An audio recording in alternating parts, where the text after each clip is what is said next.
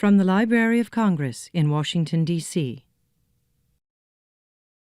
It's a great honor this afternoon to have Laila Lalami here with us, the author of the Moor's account, but more importantly, she has many other things that she does, including she's a nonfiction essayist who writes as a critic at large for the Los Angeles Times and as a columnist for The Nation. So she both is an incredible imaginative writer, but also engaged with what's happening in our world now. So welcome to the National Book Festival. Thank you very much for having me. I just wanted to say a little bit more about you. You were born in Rabat, educated in Morocco, Great Britain, and the US. You have recently received the Guggenheim Fellowship, is that right? And you're working on your new book. But the Moor's account, which was your last novel, not only was it listed for the Booker Prize, but it was a finalist for the Pulitzer Prize. It's been an incredibly well-received book. And I wondered if you could tell us a little bit about the history behind, the actual history that inspired this book. Some years ago, I was just reading a book about Moorish Spain, and I came across a mention of a man named Estebanico, who was said to be the first black explorer of America. And I thought to myself, what do you mean, first black explorer of America? It seems like a fascinating story. I need to find out more about it. And it turns out he was part of the Narvaez expedition and had been written about by a man named Cabeza de Vaca. And I had heard about Cabeza de Vaca, of course, but I hadn't heard about this fellow Estebanico. And so that's really what drew me in. I was curious to know more about him. And it's really an absolutely fascinating story. So the Narvaez expedition left Spain in the spring of 1527. And after a number of adventures, eventually landed near what is now Tampa Bay in Florida in the spring of 1528. And a group of men was sent ashore to sort of reconnoiter the area. They had spied an indigenous village from their ships, and so they decided to disembark there. And they were sent to the village to reconnoiter it, and they found a little nugget of gold. And in Cabeza de Vaca's relation of the Narvaez expedition, that nugget of gold is described as being small enough that it could fit in a child's rattle. And so because of that, Narvaez gave the order to disembark, which is this long process that involved moving the horses ashore, moving all of the supplies, and the 600 people that were part of that expedition. And so they spent a few days in that indigenous village, which, by the way, at this point had been emptied of its inhabitants because the people had spied the ships in their bay, and they decided very wisely to flee the village and wait and see what these invaders wanted. And this is Florida, right? Mm-hmm. Mm-hmm. And so they found a few more traces of gold, and at that point Narvaez made a very fateful decision, which is that he decided to split the expedition into two.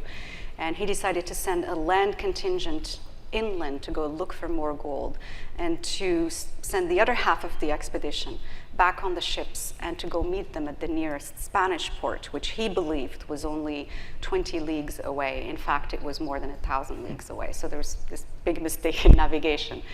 Navigation was not yet an exact science at the time.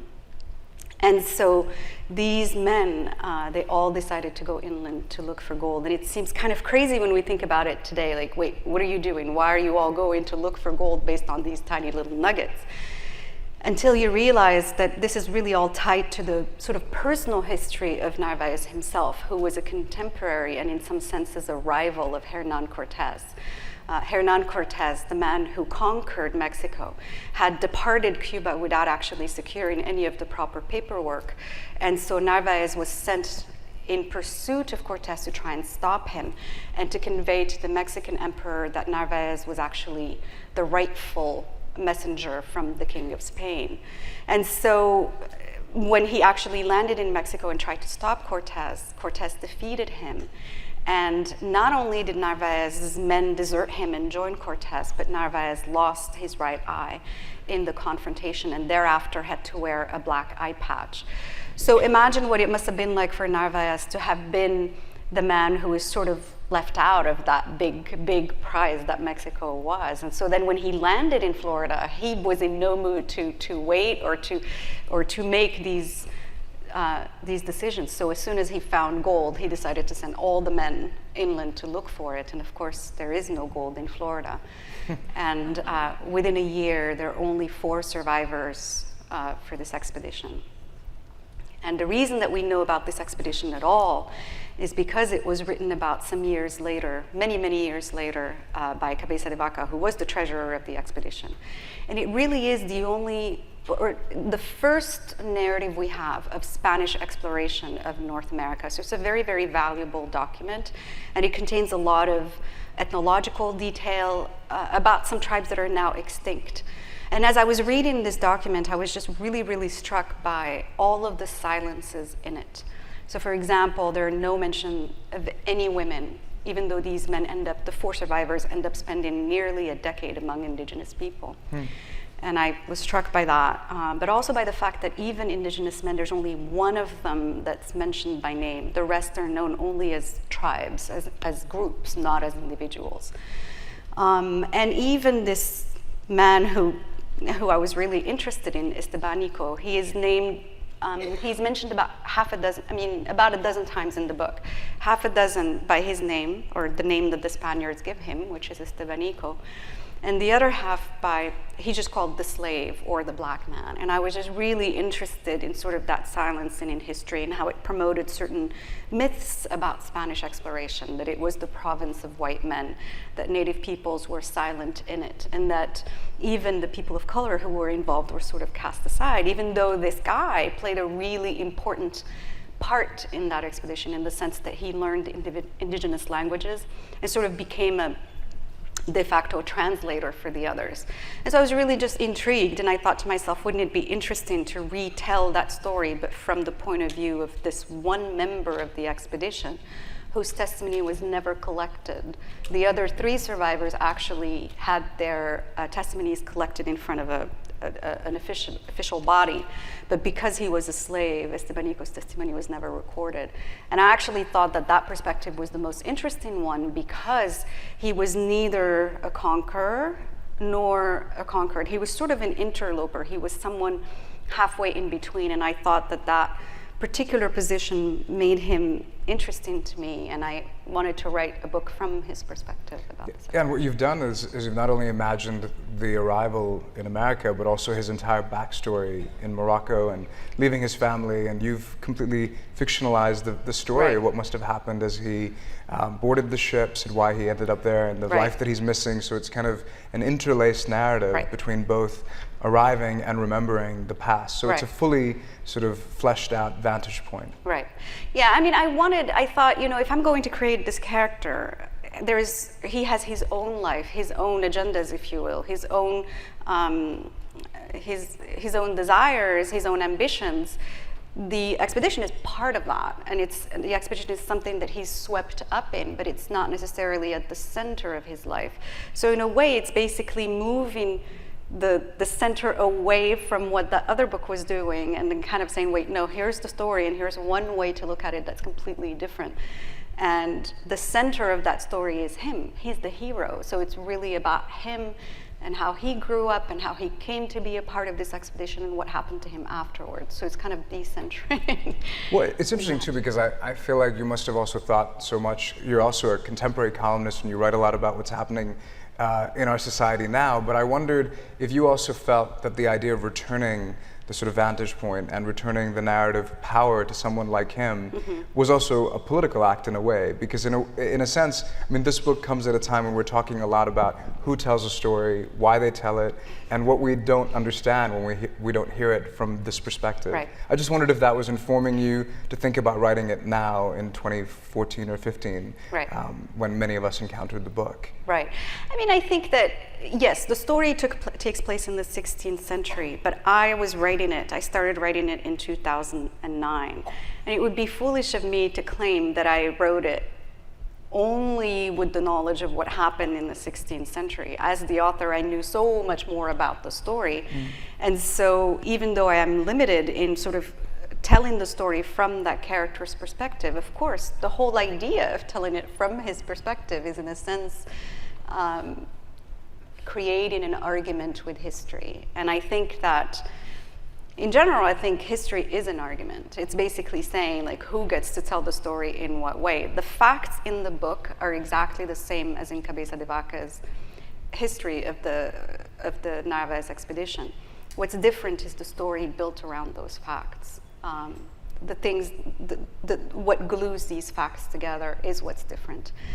And I think that that holds true today too. So whenever we tell these stories, we're not just talking about facts, but we're looking at a perspective on these facts. So yes, it's absolutely true that that was something at the back of my mind. You kept a pretty interesting blog, and you keep it still on your website. And it was interesting when you've documented the story of researching this book. We went to many of these places, and you photographed yourself there, and sort of what you were doing and what you were discovering as an explorer almost yourself. Yeah. Tell me about the journey of kind of not only visiting Morocco, the city in Morocco where he comes from, yeah. but then also the places in the Americas that he may have landed and explored, which probably look quite different, I assume, Florida. Yeah.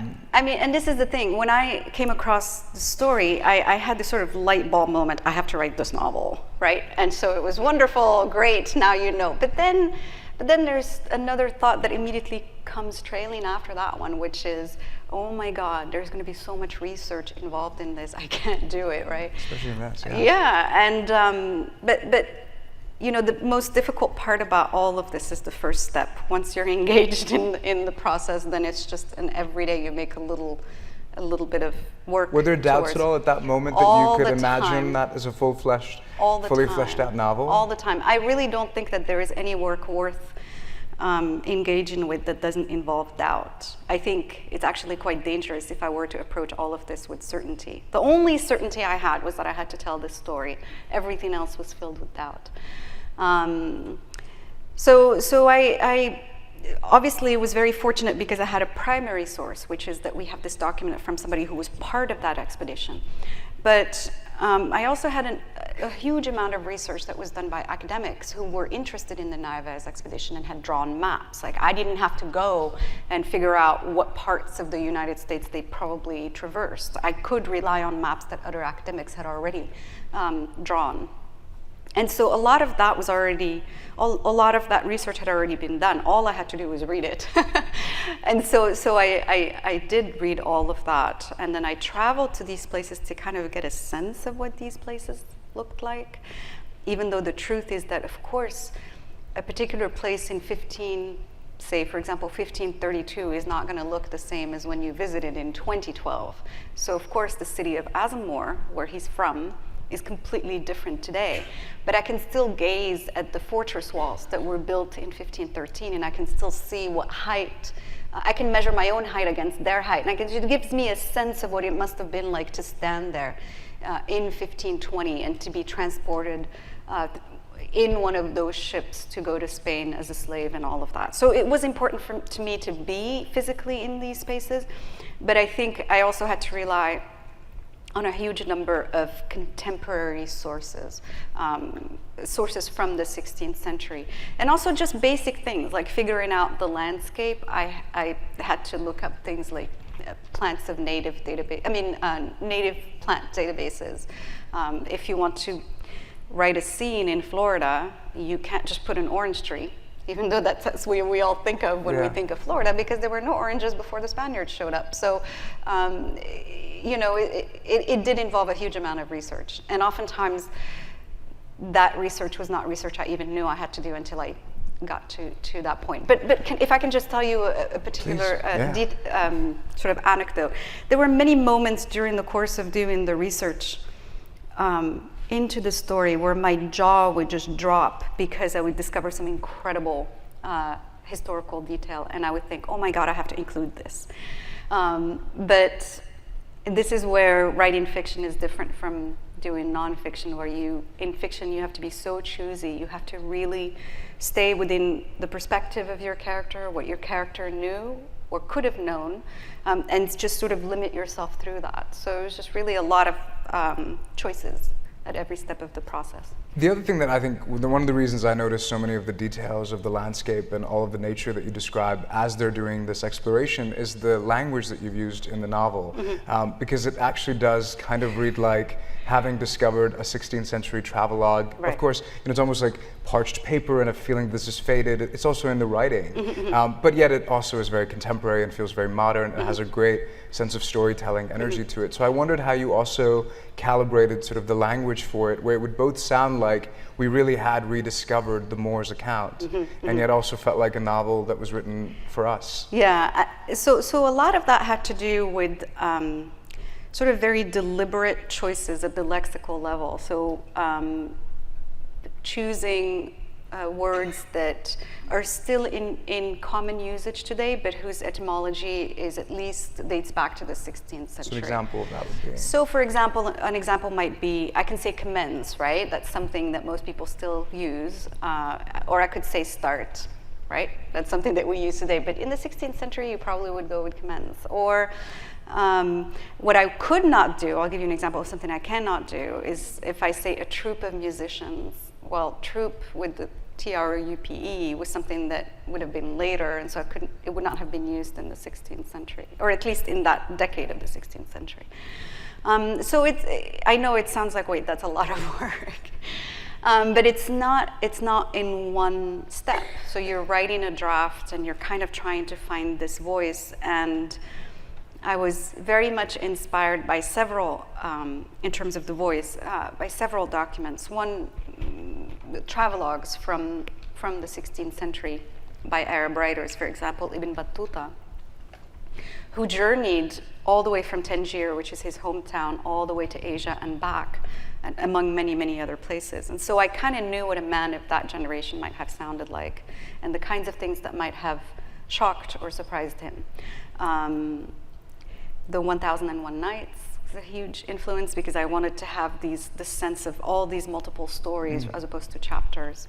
And also in terms of the style, or the sort of the bookends to the book, it begins like any other book of that era with the Basmala, which is in the name of God, most compassionate, most merciful. That's how every manuscript began.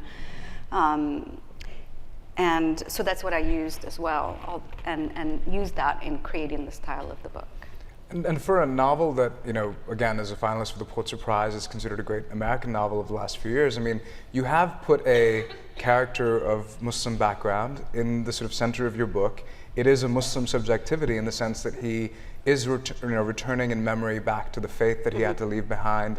He's still, while he's on this sort of very Catholic Spanish mission of exploration, of conversion, he's still remembering that as a part of who he was. In your nonfiction work, you do write a lot about the idea of Muslim identity, and you had a recent long piece in the New York Times Magazine about being a Muslim in the gray zone and what that means in our current times. Tell me a little bit about that as a part of your project, of your creative project, and whether that was something that you don't maybe like talking about, or you just like to subtly leave it in, or do you feel it was actually a very powerful element in this book that you wanted to build on? I mean, it's an interesting question. I think that question came up a lot because of the fact that as the book came out, obviously the character is Muslim, and there's this whole sort of a conversation right now around the fact that Muslims are sort of, in America anyway, that they're sort of outsiders, right? So that's how you can get away with saying a Muslim ban and all of that. And of course, the reality is that Islam has been a part of American history since before there was a United States. I mean, this guy was around in 1528. And so the idea that Muslims are somehow foreign to this country is really one that the book in some sense addresses, even though I never intended to address it when I wrote the book. The only reason I wrote the book was because it was a good story. And I thought, wow, it's such a great story. It's got adventure, it's got transformation, because you have somebody who comes and he's sort of an interloper. He's not a conqueror or a conquered, and he has to kind of completely reinvent himself in order to survive in America. They basically, all these four survivors transform themselves into faith healers. And I was really interested in that, how identity is sort of not conditioned, but influenced by your landscape and where you are. And I was really interested in that. And it's a story of survival. So it was a good story. That was why I wanted to write it. But of course, as a result of writing it, this question of politics comes about. This question of Muslim representation comes about. This question was like, well, you must have had an agenda of putting a Muslim in the 16th century to prove this thing. And it's like, well, no. I mean, if it proves it, that was a byproduct of what I did. Yeah. It was not necessarily an intent of the book. But you do have to have an agenda when you write nonfiction columns and essays, right? And I wonder for you, how does that toggling work? How do you take off a sort of certain hat and then have to decide that now I'm going to take a much more, a stronger position on something and make an argument for something, and have your novels essentially remain open for interpretation? I mean, yeah, and in that sense, for me, fiction is primarily driven by the urge to tell a good story and by sort of being completely hands-off. And if I've done my job right, then you won't know what I'm trying, you won't know who I'm siding with in a particular story, right? Because I'm interested in delivering as complex of a story as possible. In the kind of nonfiction that I write, and I'm not saying this is true of all nonfiction, but in kind of like the kind of nonfiction that I write, which involves a lot of sort of cultural criticism and commentary, there of course is more of a sense of me trying to make sense of the world around us and sort of telling you what it is that I think about it and how I view it. So in that sense, it's very different. Like my agenda, if I have one, is apparent in it, because the columns or the commentary is already telling you what it is that I'm trying to say, which isn't the same thing with fiction. And you tweet a lot, which is really kind of fun to follow as well, and you keep a pretty active profile on social media, and yet you are a novelist. And I also wondered for you, how do you feel about shutting out all of that social media noise when you need to write, because you seem to participate in it as well. So some writers seem to take this kind of, I shut it all off and I work on my book. And well, I wake up in the morning, I drink a big pot of coffee, and I shut off the world, and I just go off in my room and I just write my novel. Wouldn't that be lovely? Isn't that what you do? I would love to do that. Unfortunately, I feel like it's a luxury. It's a luxury I don't have. I mean, I feel just so interested in the world around me, so engaged in it. I'm trying to understand it, and I find that the process of sort of being in conversation with it helps me think through a lot of these issues. Having said that, I do find that when the time comes to work, when the time comes to write, then I have to shut it off. So usually I spend a couple of hours in the morning sort of reading the news, like doing email, all of that, social media, all of that stuff. And then after that, I have this program called Freedom, which I highly recommend. So it blocks the internet on your computer, and you can tell it. And you can tell it if you want it to block it for 8 hours every day, 9 to 5, whatever, you can program it. So I program it, and that's how all of my work gets done. Well, you wrote a really funny piece just kind of describing how much you struggle with procrastination. And at first you felt super guilty for it, but now you've embraced it as part of your process. It just is. I prefer to think of it as my process, so I don't have to feel guilty about it. Yes. And you teach writing as well, so can you talk a little bit about working with students on their creative writing at the University of California, Riverside, right, yes, exactly. Yes. I teach creative writing. I mean, I enjoy teaching. I find that as one character in, I think it was Disgrace by Jem Coetzee puts it, he who comes to teach learns the keenest of lessons. So I find that just the process of teaching helps me kind of sort out how I think through pieces of fiction or nonfiction, because I teach both. And I try to help my students reach their full potential. Not every student who takes a creative writing class is going to end up becoming a novelist or a nonfiction writer, but every student is going to want to learn how to tell a story. It's an extremely important skill. I always tell them, look who is the president of this country. It's a pretty good storyteller.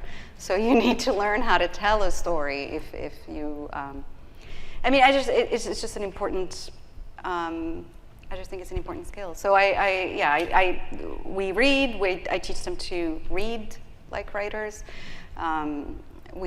We discuss they bring in their work, and we workshop it. So it's fun. I get paid to hang out with smart kids for several hours a day.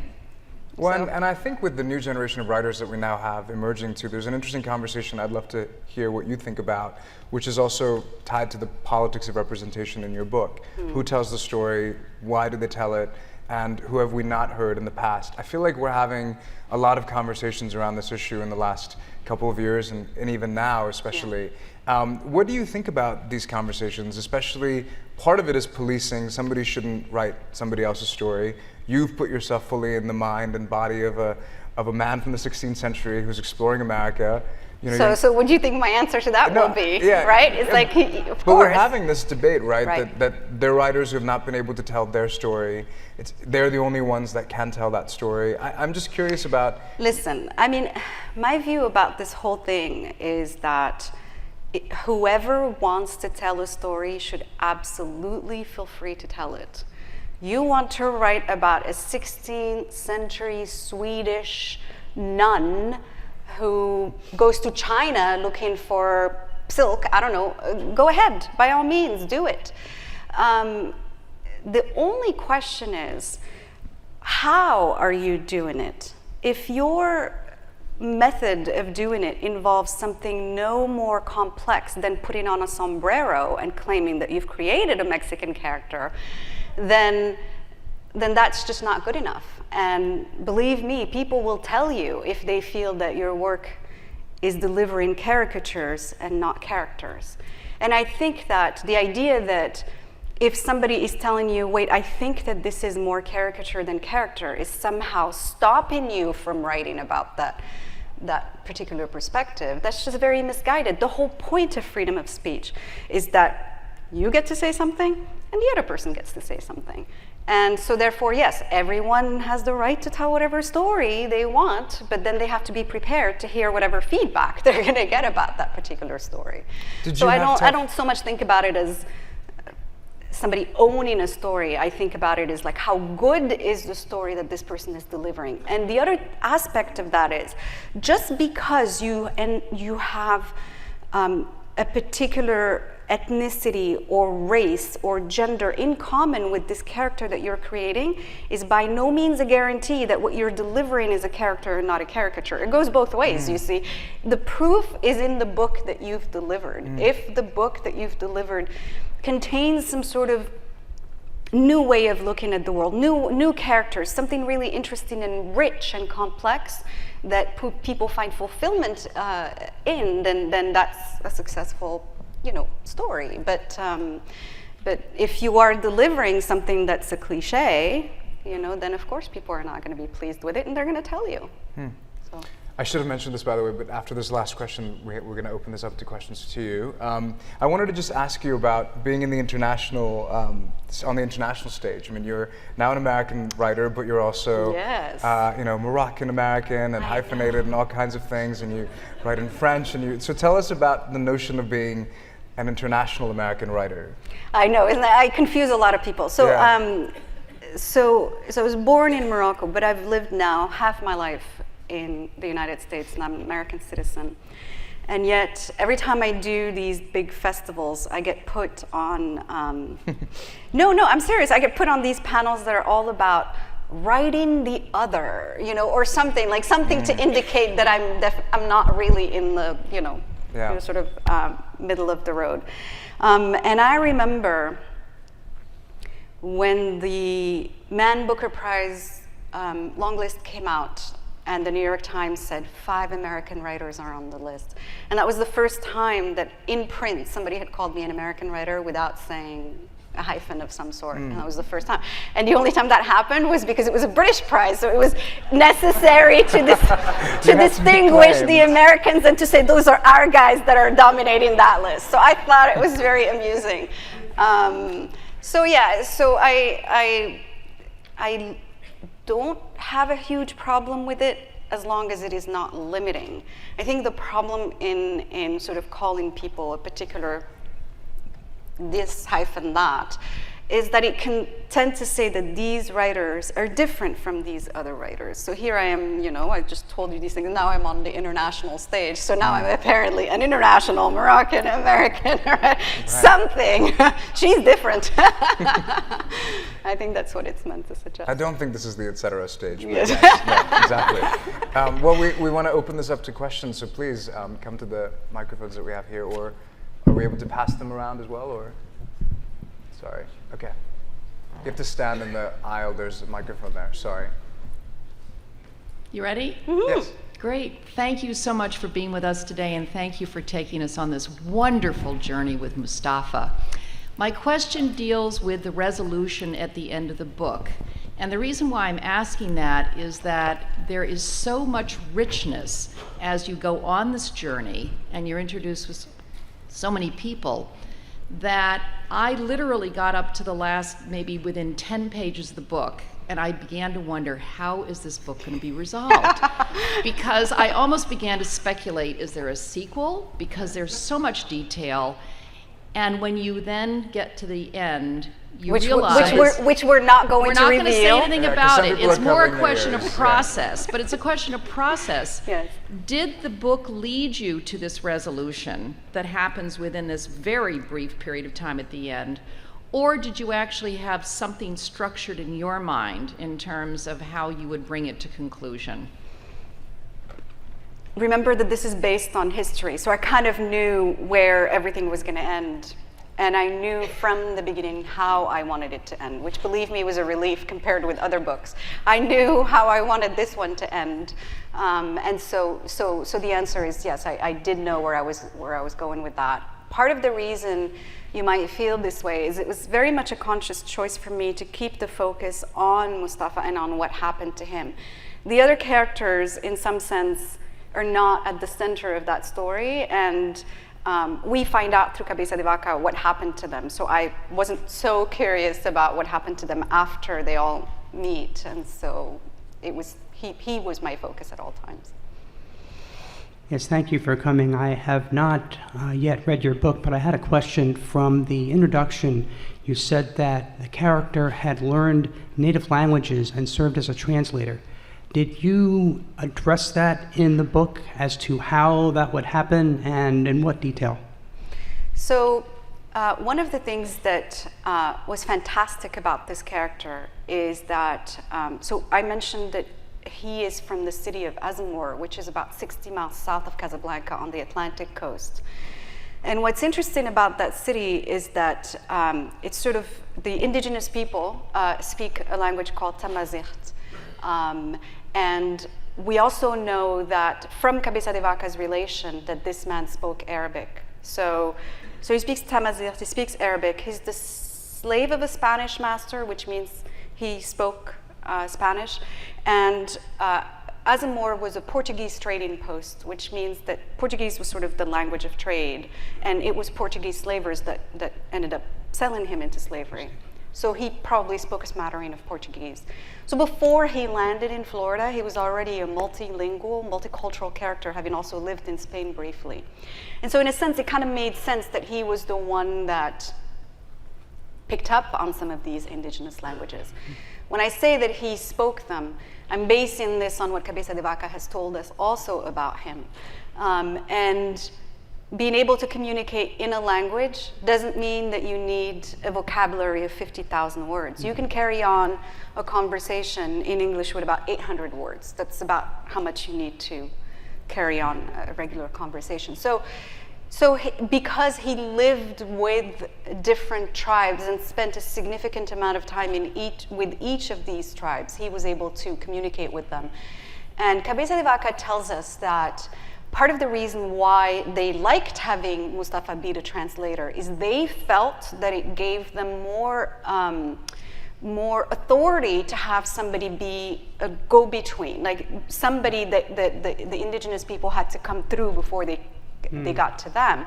But to me, that's the opposite. It's upside down. Of course, the translator is the person with the most power because the translator actually knows what each side is saying to the other. So it really was interesting to me that Cabeza de Vaca dressed it up as a sort of mode of authority, whereas for me, it seemed like he was the one with the authority. So, Thank you. you're welcome. I read the Moor's account about a decade after reading Cabeza de Vacas and really enjoyed how much it followed things like the near starvation, the constant charity squash diet. But as you talked about your research, how much were you able to find in the 16th century documents, even court documents or records of bills of sale, about how Mustafa would have come to be a member of that expedition departing from Spain? Well, I wish that there had been a bill of sale, because then we would have been able to at least have a precise description or age. So I had to do, in fact, with his character, a lot of deduction. Mm-hmm. So we know that he lands in Spain in 1527, and I figure that no person who is seriously engaged in conquest and exploration is going to bring a slave that's 75 years old to wait on them. So obviously it's a young person's game. So and even the Dorantes, his owner, was also in his 30s. So I figured he had to be about that age. And so then once I started going back and thinking, what was going on in that city around that time? Mm-hmm. And suddenly all these sort of historical events sort of fell into place.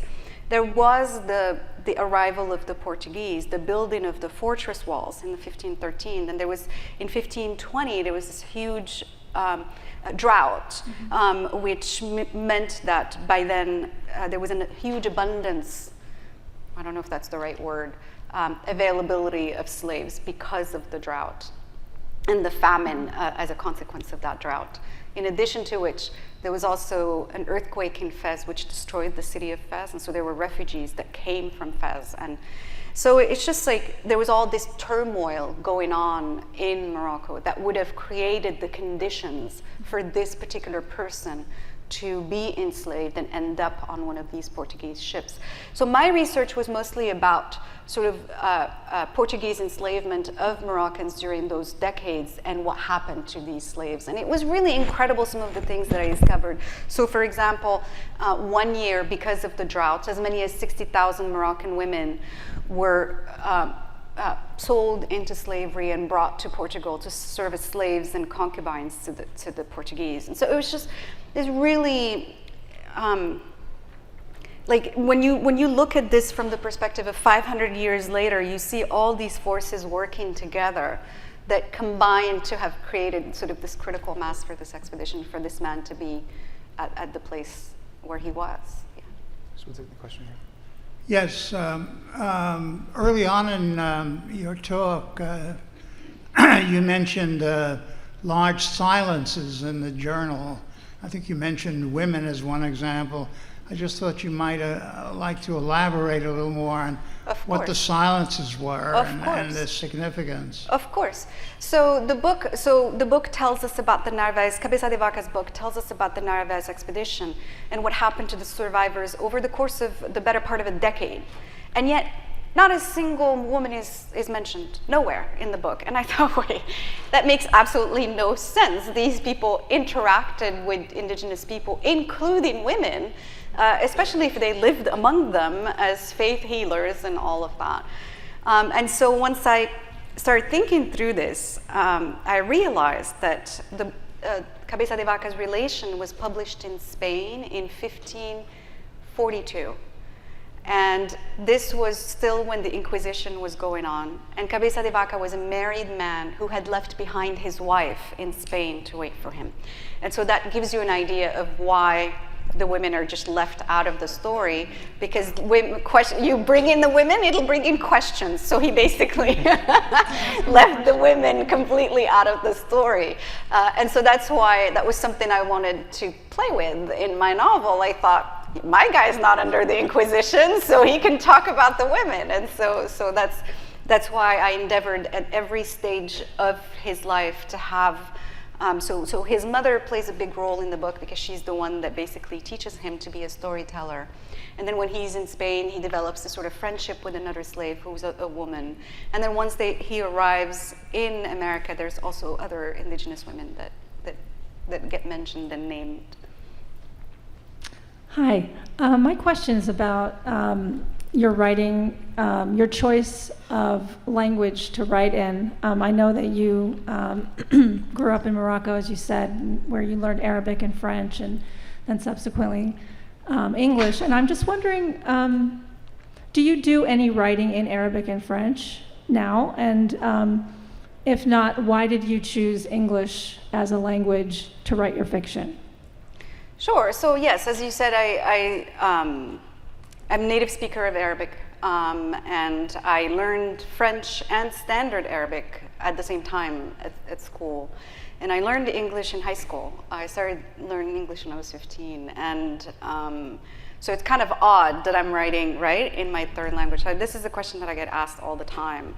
And I think the answer is a combination of it's just based on like the way in which my life has, the turns that it's taken. So I remember I was writing in French when I was little. I started writing when I was about 9 years old. And that may seem a little surprising until you realize that a huge portion of Moroccan literature is in French because of the sort of colonial history behind that. Also because I was sent to a French school.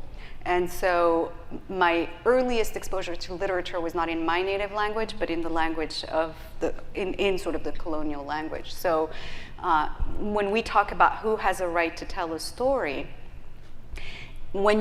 imagine being a child and the earliest books that you see are things like Tintin, right? Or Asterix, right? And so it creates a disconnect in the mind of the child in which the only people who inhabit this fictional world are people who are different than you.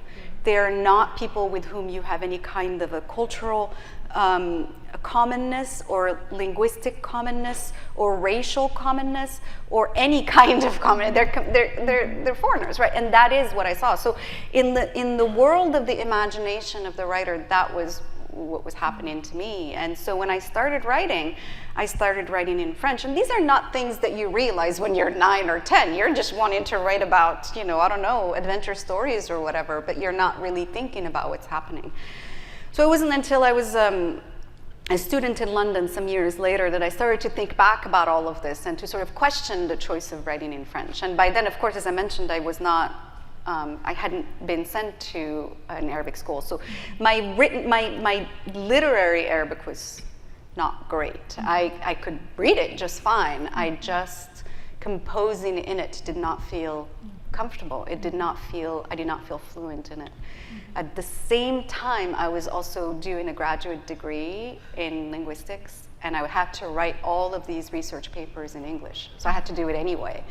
And so because of that, I thought, well, I could try my hand at writing in English. And so now here we are, 20 years later. So. Unfortunately, we have less than a minute left, but if you want to ask your brief question, we'll Thank you. Take it. Yeah.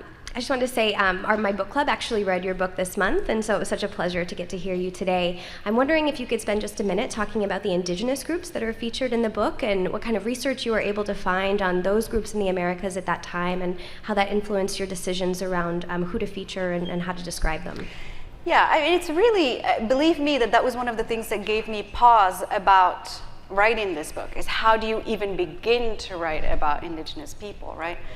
The first challenge is that a couple of the tribes that Cabeza de Vaca mentions are now extinct, which means that the only details we have about what they looked like and where they found their livelihoods and their ways of life come to us from this outsider who maybe understood certain things, but maybe also misunderstood a lot of things, and that is all we have about this tribe. So those are the ones that were on Galveston Island. So it was just very difficult.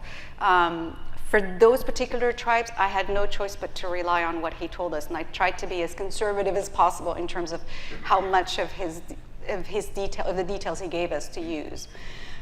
With other tribes, I was a little bit more fortunate. For example, the ones in Florida have survived until today, so I had materials about them. And then the other ones that were in Texas,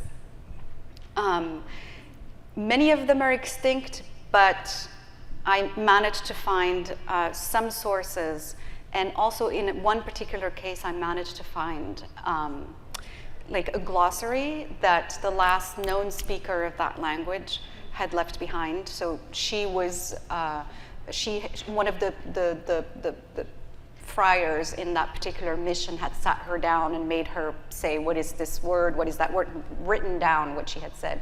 So I had a sense of what the language sounded like. Now, in terms of actually writing the book, I did not want to write a guy who was a 21st century guy who says all the right things about sort of the outsider. And so when he lands, he very much views himself as a person of the old world. Even though he is Muslim and the conquerors are Christians, what they have in common is that they both come from sort of the same neighborhood, if you will. And so for them, these indigenous people are different. And so when he arrives, his descriptions are very superficial. They have to do with what the Indians looked like and where they fish and things like that.